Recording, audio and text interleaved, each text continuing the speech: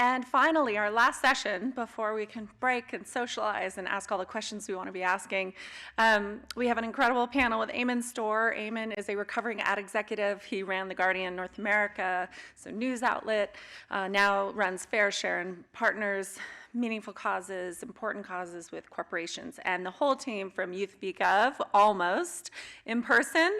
We also have one who's going to be Zooming in to join us, so it's Eamonn Store, Christi Cooper, Olivia Ahnemann, and Vic Barrett. And then by Zoom, we're going to have Kelsey Juliana, the lead plaintiff in Juliana versus the United States. Thank you. Thank you.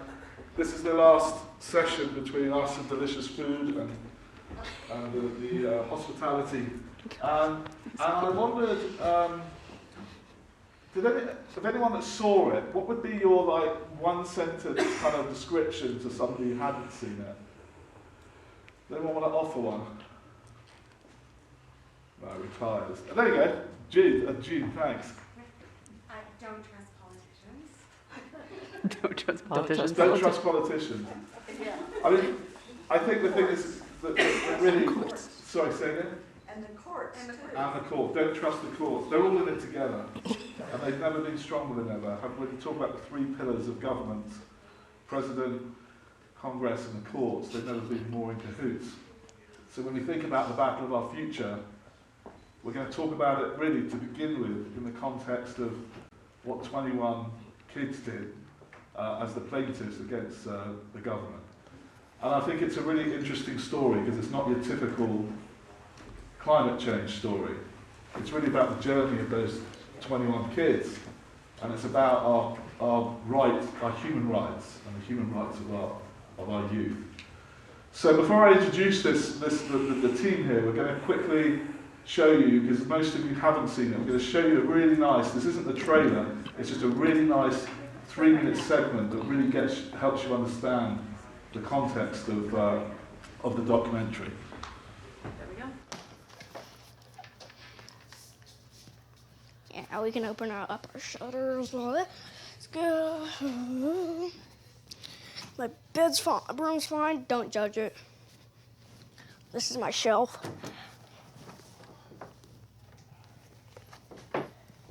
This is my all-time favorite place to go. When I was scared because there was the hurricane, I came up here, and this is where I felt safe. It's because I knew if it flooded, that it couldn't wreck anything here and everything. So I knew that I could trust this area right here.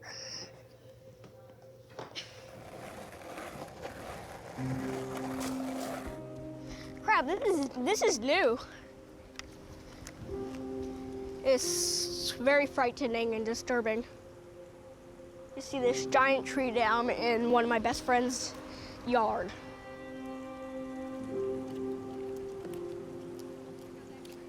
I've lived with the hurricanes my whole entire life. And even though it's reality, it's really scary.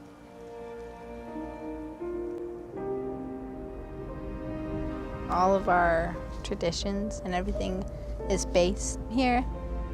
And a lot of our origin stories are from here. We can't just leave because it's just too sacred for us. It's all been a matter of choices.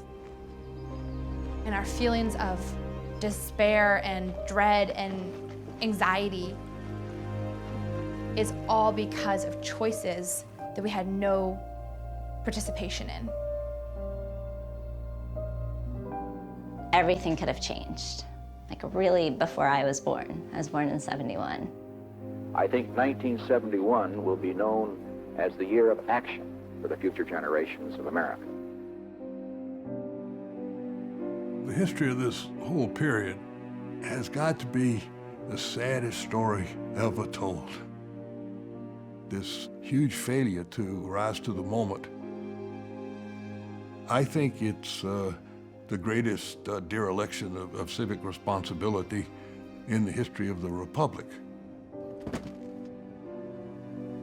When I look back over that period of time, I think in some sense, I've failed to do really to accomplish what I wanted to accomplish. So I'm very gratified that somebody can make use of my documents.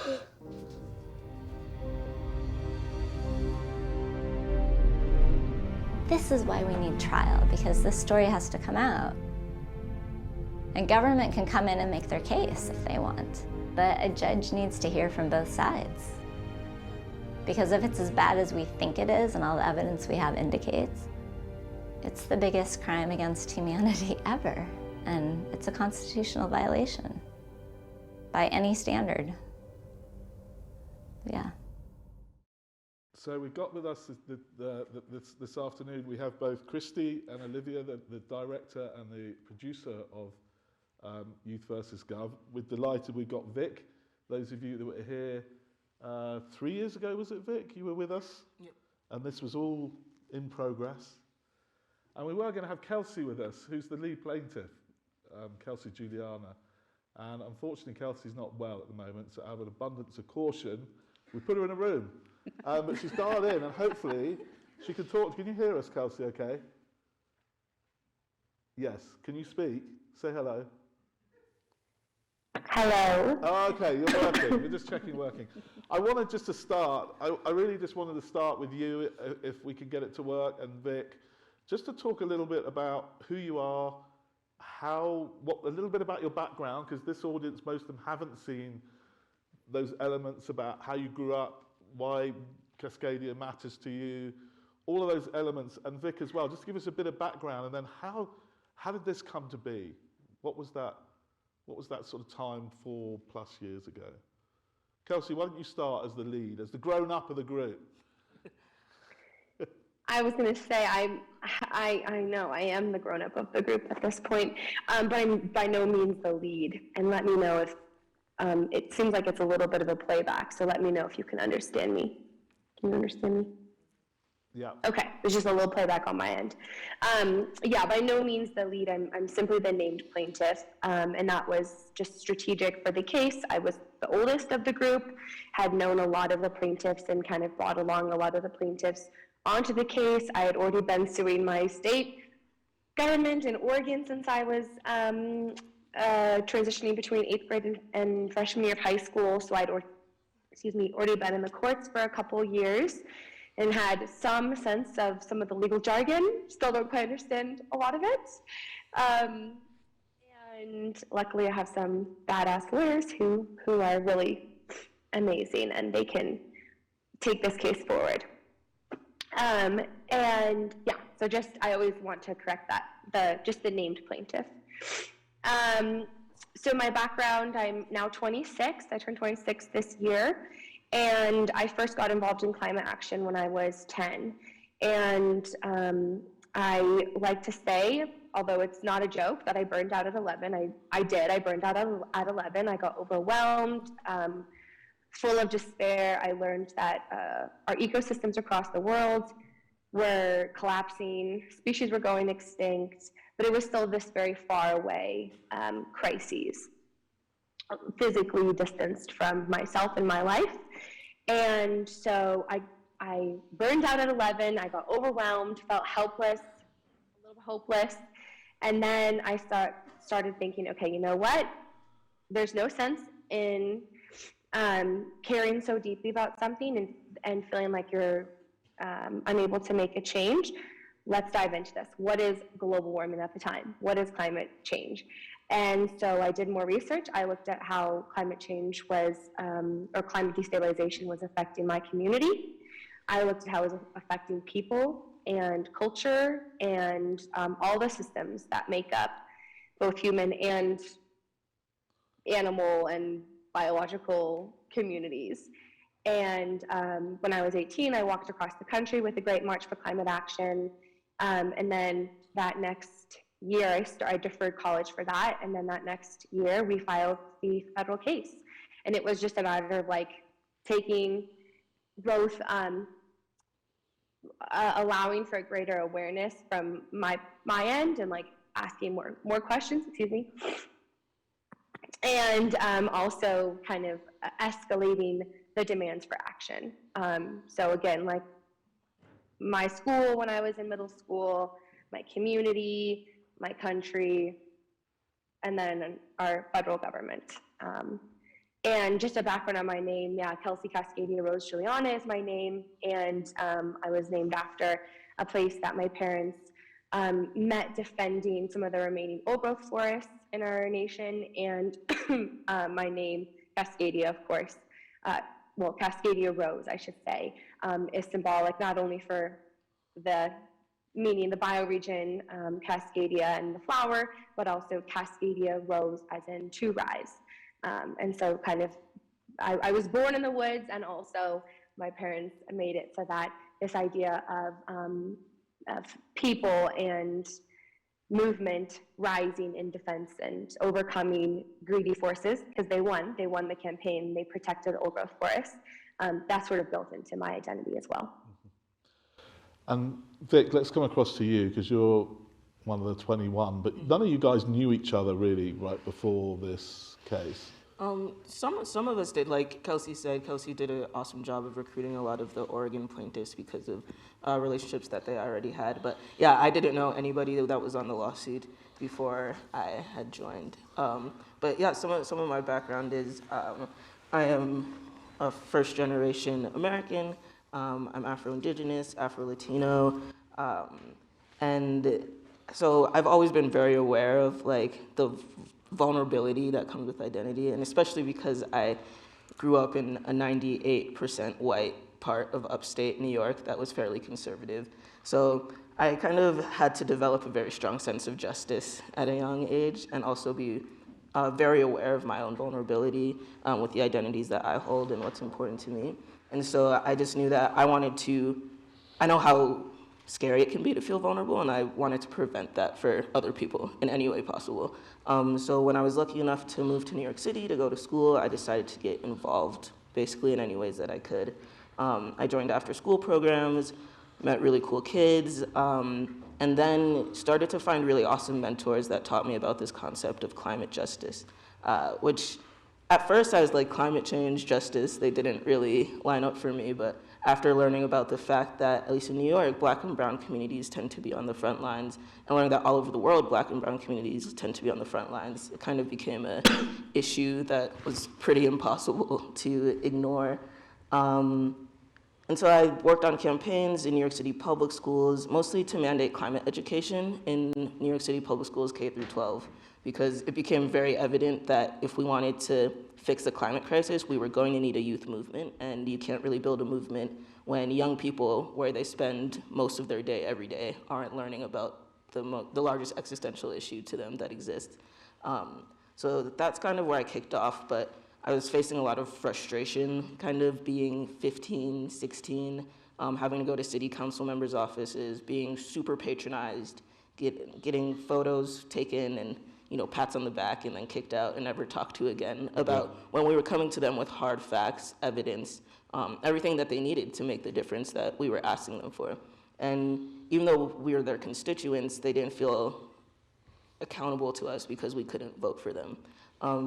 So when Juliana versus US came up as an opportunity, it was really exciting to me, and I was really enthusiastic to get involved because it was this opportunity to take everything I knew and take all these cold, hard facts about the climate crisis that are undeniable and put them in this medium where they couldn't be denied by the US federal government. Because it's just like something that Julia says in the film, when you're in the court of law, climate denial is perjury. And that seemed like a really powerful place for young people to be able to present facts.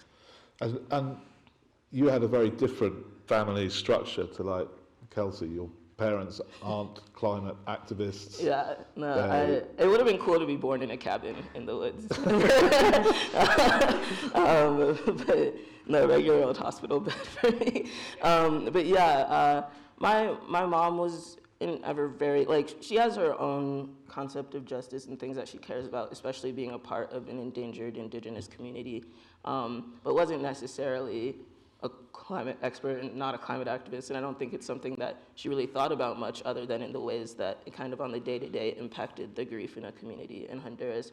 And my dad, on the other hand, We both have the lived experience of having grown up in very conservative, predominantly white communities.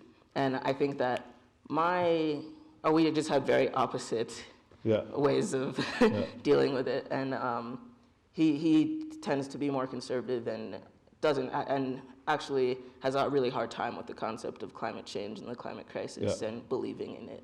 But there's a glimmer of hope at the end of the dock, at least. That there is. maybe You'll have to tune in. Little more open-minded.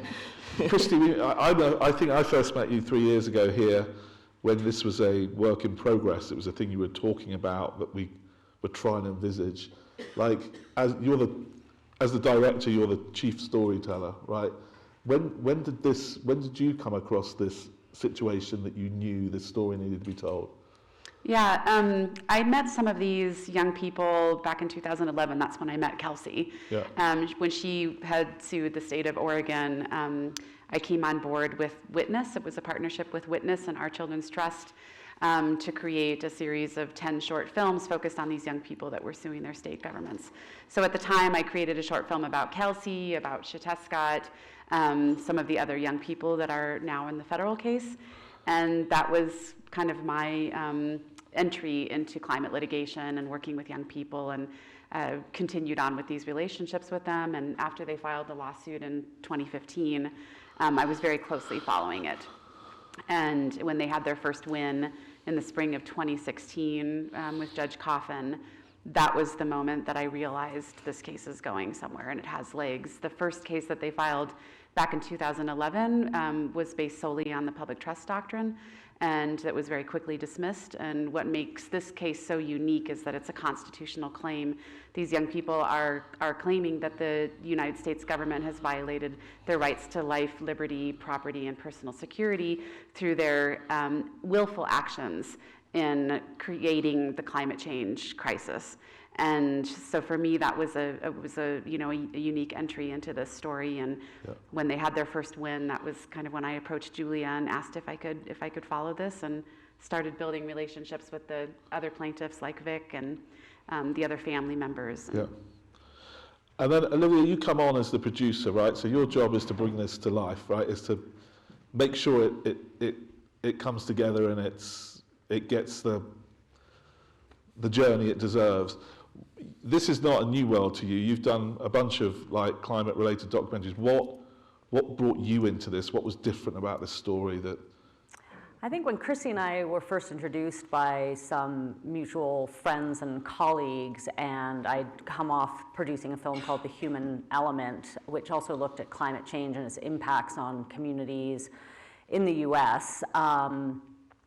There was something about this story and this case, the story of Youth v. Gov, to me, really felt like it was a story about a solution from the outset.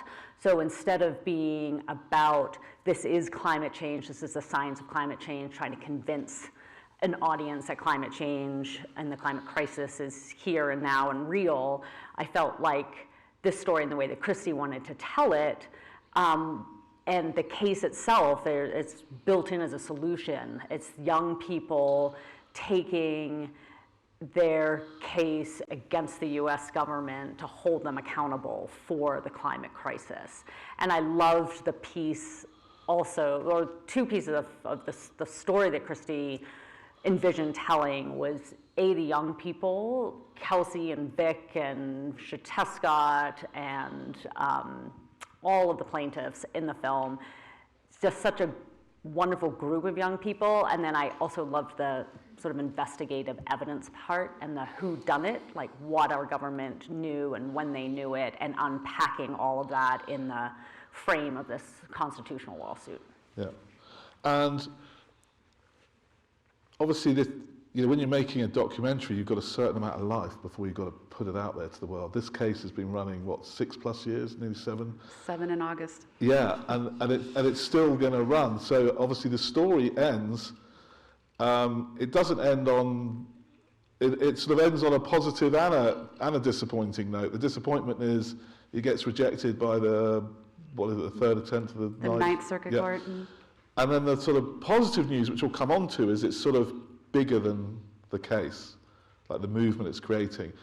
Who wants to? Because I don't know who's best. Kelsey, I'm not going to ask you too many questions because I know it's a struggle for you to speak. But who wants to give the update on like where are we now? Because the story finishes in 2020. Yeah. So where we are right now is basically we have filed a motion to amend with Judge Ahnemann, who was the original district court who gave us the court judge that gave us that really beautiful decision that the right to a stable and livable climate is fundamental to human society. Which was a really precedent-setting decision to have come from a federal court judge. But we filed a motion to amend, basically to amend our argument. Should I give the details of why we want to amend the argument? Yeah, basically wanting to amend the argument to make it more palatable for the federal court system so that they don't have to put redressability in. So basically at first we were asking for the courts to ask for a climate action plan to be implemented that would bring CO2 levels down to a safe and livable environment. And now instead of that, we're asking for the the court system to just declare that we have a constitutional right to a livable planet. And there's actually a lot of history to the court just making decisions like that. Just like Brown versus Board of Education, the court didn't necessarily have to do anything. They just had to declare the fact that separate was not necessarily equal. And so that's kind of where we're at right now, just trying to get that, get back into the court system and get to trial so that we can have them declare that as a constitutional right. They had a hearing last June, and we're still waiting, a year later, still waiting for a decision from Judge Aiken, but very hopeful that she'll put the case back on track to go to trial. And on a bigger theme, like the case is the case, and it's kind of, that was the reason for the story, but it actually grows, the story grows with the case, right? And then you start to see the movement of youth, right? And we're talking really about the battle for our future.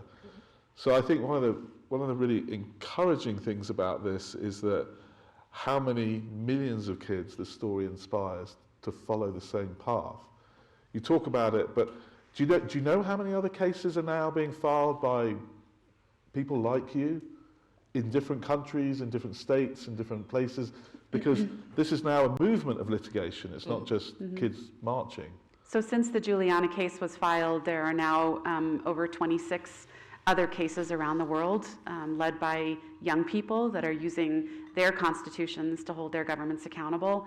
Some of these cases have been extremely successful. For instance, in Colombia, there's a case in Canada that is going to the courts this coming year called LaRose versus Her Majesty the Queen.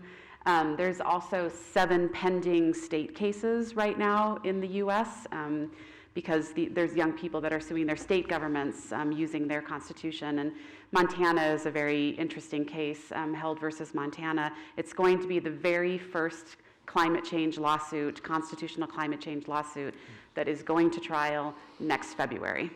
Yeah. So there's a whole social movement of I think about these changes in 4 quadrants. You've got societal movements, policy making, financial institutions, and innovation.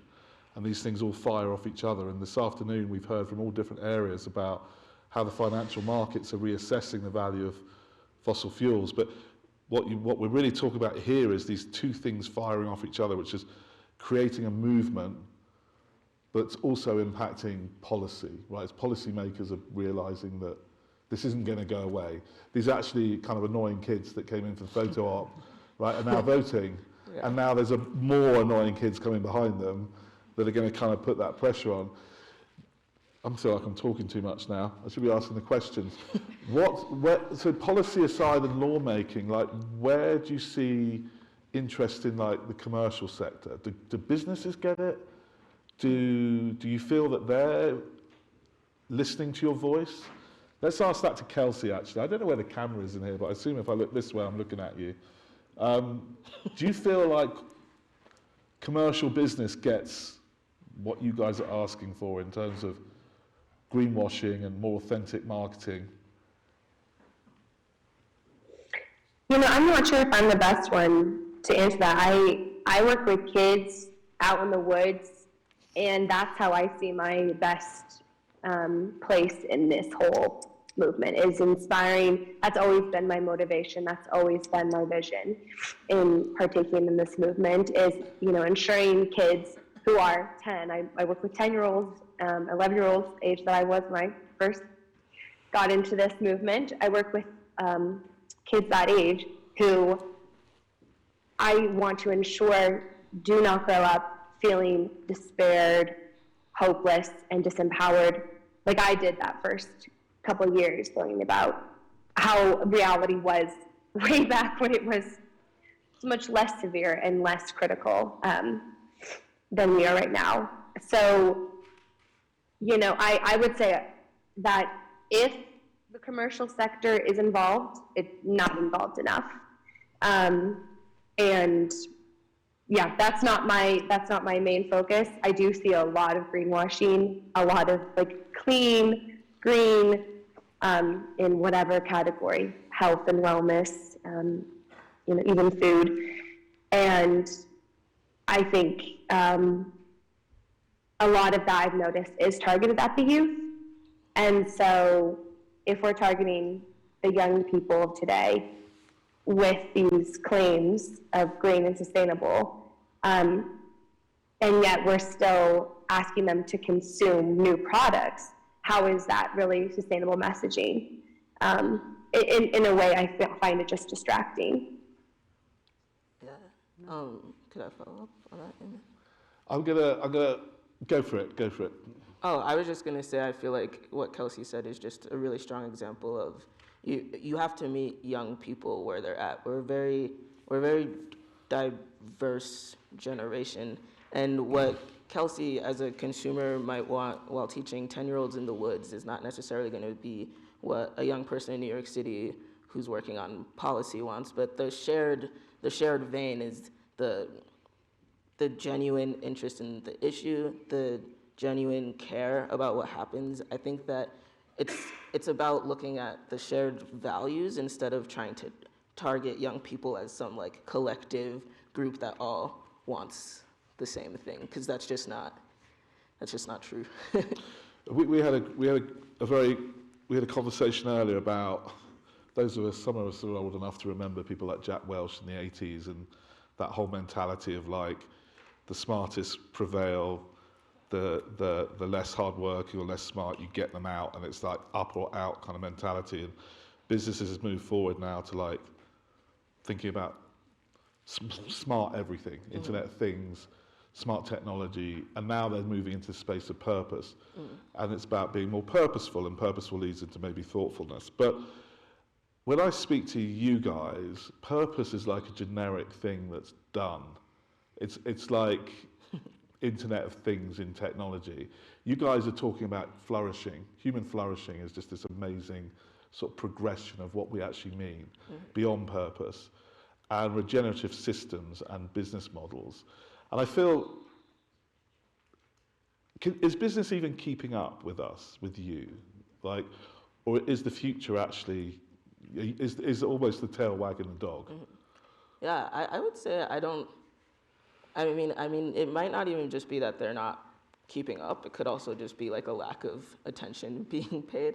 But I think, you know, not to our generation's horn necessarily, but I do feel that we are genuinely some of the most inherently empathetic and compassionate people, because of, you know, not a lot of other generations have grown up in a world where the UN is like, you have 13 years to protect your future. And I think that existential fact is what contributes a lot to just our values. And so, like I said, I think there's an inherent empathy and an inherent level of care that maybe a lot of other people have been spending too much time trying to figure out in terms of how we can change the world. And so now we're trying to break out of that box of like, it's not rocket science to care about each other. I feel like our generation is pretty aware of that. It's what do we do with that care, and how do we make it bigger, and in creative ways as well. So I think that kind of fits into what you're saying about flourishing and thriving. We're no longer in the purpose. We know what our purpose is. It's what do we do now? I think we're probably nearly out of time. I can't see time. We are out of time. I thought we might be. Let's just a couple of thoughts to end on. Christi, I do want to touch on this one point. Civic duty, like civic education, like again beyond this documentary. What can it do now? How can we use it? Yeah, I mean, we're really hoping that this film is about so much more than climate change. This is really about our democracy, about how our government functions, and we really believe that the power of what we can do with this storytelling is to encourage young people to learn more about how their government works and to engage more in civics and civic actions. And so that's some of the goals that we have with this film, is to get this film into to K through 12 across the country for free, so that we can provide grants to our educational distributor so that can be available for free with lesson plans. But we really feel like the young people today, with all the passion and the empathy and the force that they're coming with, to also give them those tools to know how to shift democracy and how to protect democracy moving forward. 2 asks from the audience to finish on. What would you ask? What collectively? What would be One to ask? very big ask that we have is if there's anybody in the audience that has connections within the Biden administration that could help us get this film before them, so that they can understand more about the case that they are defendants in, and to really feel the heart of this story, that would be amazing. And I would say the other ask that we have would be to help foster another generation of Kelsey and Vix and leaders in our future, to help us financially get this film available to K through 12 and lesson plans and outreach to schools across the country, to bring this into their teaching, not just traditional schools, but also after school programs and things. We feel like this story is just so well suited to inspire and teach, and with the examples of the plaintiffs and what they're doing, we hope it would sort of ricochet out into other kids. Thank you. Kelsey, thank you for dialing in. Sorry you're not able to join us in person. Thank you to you and Vic and the 21 plaintiffs for the journey. Thank you to Christi and Olivia for telling this story that so badly needs to be told. Thank you, Aimée. And thank you, everyone, Thank you, for giving us the Aimée. last session. Thank you, Aimée.